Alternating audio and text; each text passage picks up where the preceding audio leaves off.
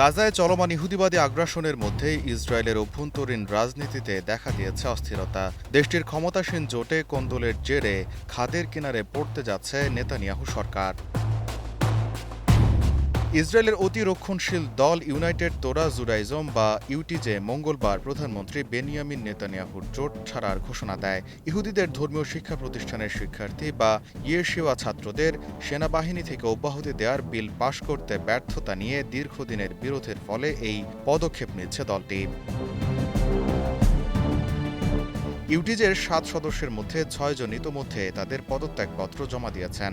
1 মাস আগে দলের সভাপতি ইয়েতিজক গোল্ডকনফো পদত্যাগ করেন। ফলে বর্তমানে 120 সংসদীয় আসনের মধ্যে মাত্র 61 আসনের একটি নাজুক সংখ্যাগরিষ্ঠতা নিয়ে খাদের কিনারে পড়ে গেছে নেতানিয়াহু সরকার।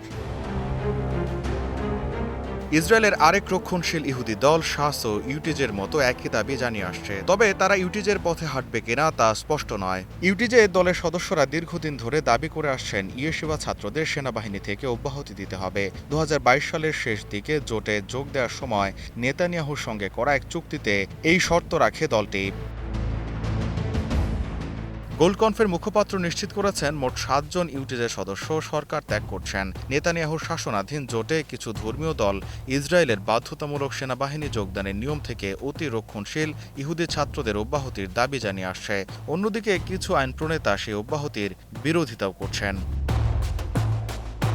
দেশটির আলট্রা অর্থোডক্স সম্প্রদায় দীর্ঘদিন ধরে সেনাবাহিনীতে বাধ্যতামূলক যোগদানের শর্ত থেকে অব্যাহতি পাচ্ছে, যা অন্য অধিকাংশ ইসরায়েলি যুবক যুবতীদের জন্য বাধ্যতামূলক।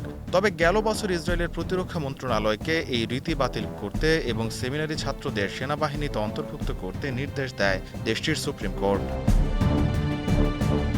এদিকে নেতানিয়াহুর তীব্র সমালোচনা করেছেন ইসরায়েলের প্রধান বিরোধী দলীয় নেতা ইয়ার লাপিদ এবং ইয়ার গোলান।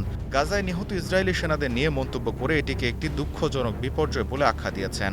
নেতানিয়াহু ক্ষমতা পাকাপোক্ত করতে অযথা যুদ্ধ চালিয়ে নিচ্ছেন বলেও মন্তব্য করেন লাপিদ। নেতানিয়াহু ক্ষমতা ধরে রাখতে সৈন্যদের জীবন বিক্রি করছেন বলেও মন্তব্য করেন তারা। গোলাম কিবরিয়া, স্টার নিউজ।